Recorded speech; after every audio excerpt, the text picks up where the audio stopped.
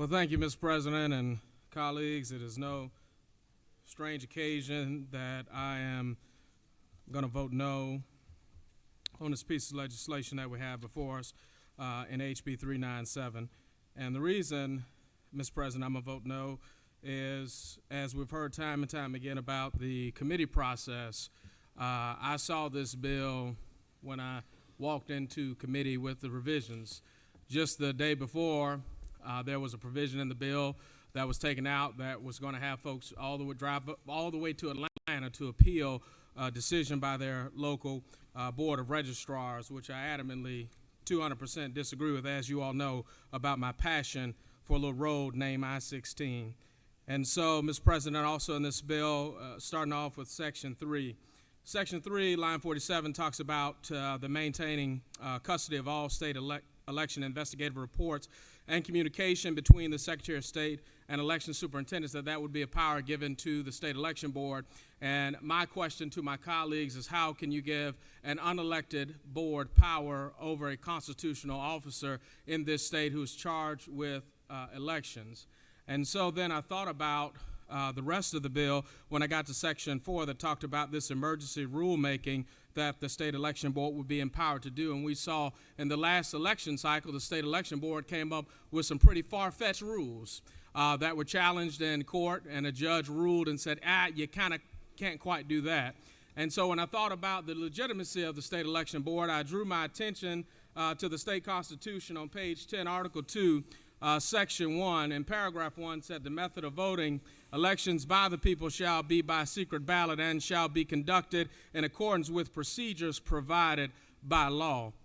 When this Constitution was written, we said that the rules and the laws that govern elections and voting would be prescribed and provided by law, not by rulemaking, not by an unelected, unaccountable board deciding they were going to do whatever they wanted, because there was no real way to hold those individuals accountable for the decisions that they make when they are consequential to an election. If the legitimacy of this board were to be there, they would qualify and run for office, and they would be elected to their position, so people would have a say-so in electing the people who they wanted to represent them to govern elections. But they're just merely appointed. And I disagree with them having the ability to make their own rules, because when I look at the rules that they're making, who's watching the rulemaker? If the rulemaker takes the power of the General Assembly, it was my thought that the General Assembly prescribed all laws. And so as I further walked through the bill, I found in another section of the bill that talked about the State Election Board assembling a report evaluating procedures to improve the accuracy and efficiency of the voter registration systems without participating in a non-governmental entity with the purpose of sharing voter registration information.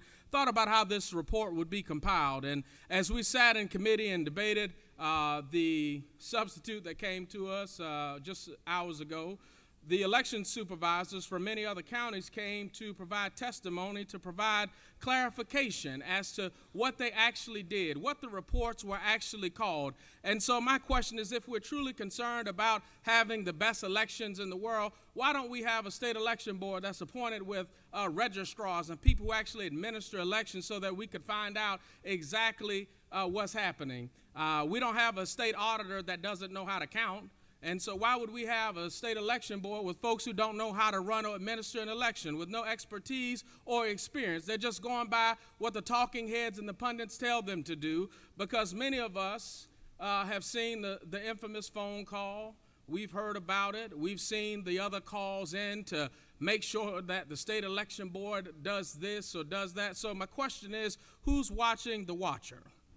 And so as I further move through the bill, moving not only from Section 6 then to Section 7, and looking at what was struck, I also looked at, talked about leaving ERIC and the voter list maintenance system. And instead of trying to legislate leaving one system without a solution for the next, I urge my colleagues, why didn't we introduce a study committee so that we could get best practices and patterns around the country of what other folks are doing before we just rush legislation through?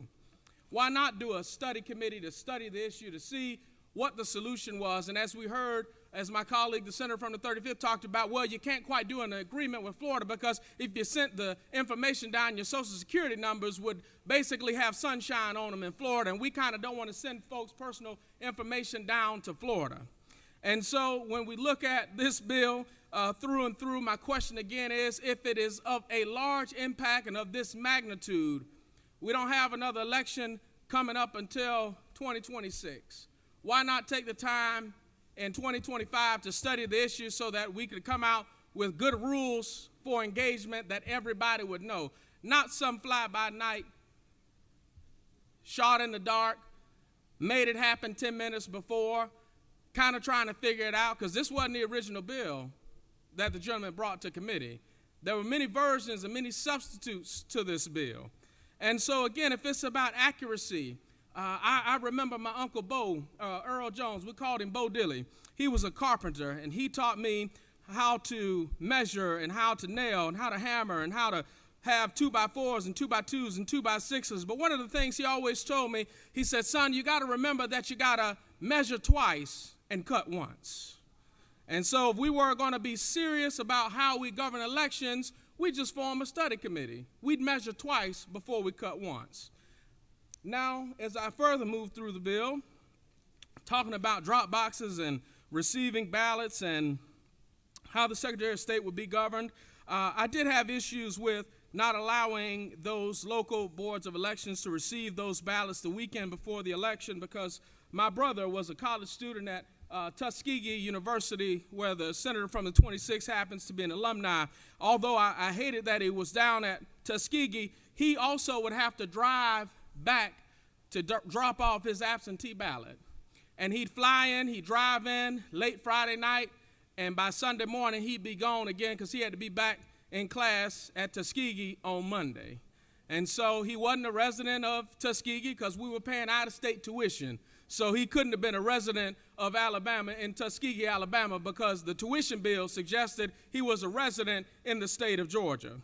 And so there's an issue with how we collect and look at these absentee ballots. And as I also raised this issue in committee, when you talk about it, some folks may not get their mail on time.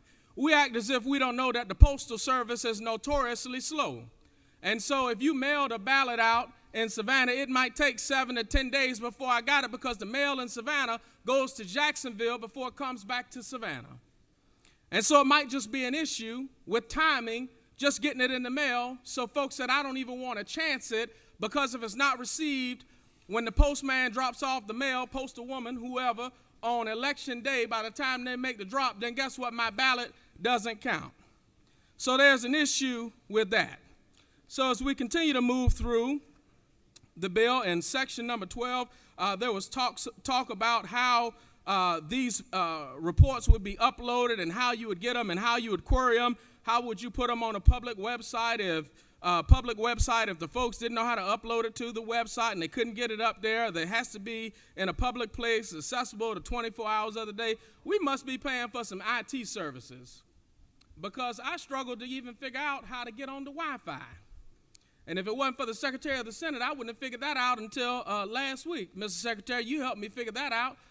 There's no manual for that. How do you mandate that somebody has to get something online by the next day when most county offices and folks are leaving? When you put all this stuff in a piece of legislation like this, folks will do their best to try to follow the law and try to comply. So now counties that already don't have enough money, that's why we had a couple other bills earlier today that further compensate those counties. They're going to have the IT person on standby all night long so that they can finally get this on the website, because they don't want to be in error with having anything not uploaded on time, not having it on the website. You got to have 24-hour monitoring, 24/7.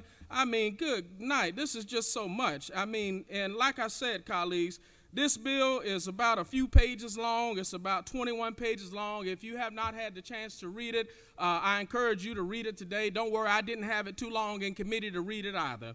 And so, again, this bill deals with moving the state election board from the Secretary of State's office to the state accounting office. And again, if it walks like a duck and it quacks like a duck, then it must be a duck.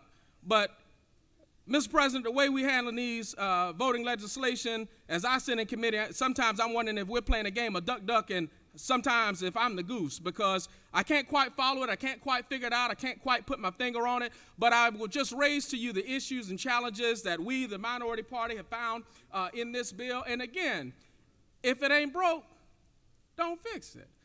So if it's easy to vote and hard to cheat, why we got to make more bureaucracy? Didn't we pass a bill that said we were going to roll back the red tape?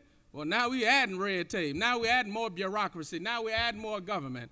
And I thought this chamber said we were going in the direction of small government. But as I always say, Mr. President, rules for thee and not for me. And that's why I'm a no on this piece of legislation. And I would urge my colleagues to vote no on HB 397 until we can debate these bills in committee and have them published in enough time to allow for the amendment process to work, because we couldn't even propose any amendments to this bill. The committee rules say you got to have 24 hours for a substitute or to make an amendment. Well, I can't propose an amendment to a bill that I just got 6 hours ago.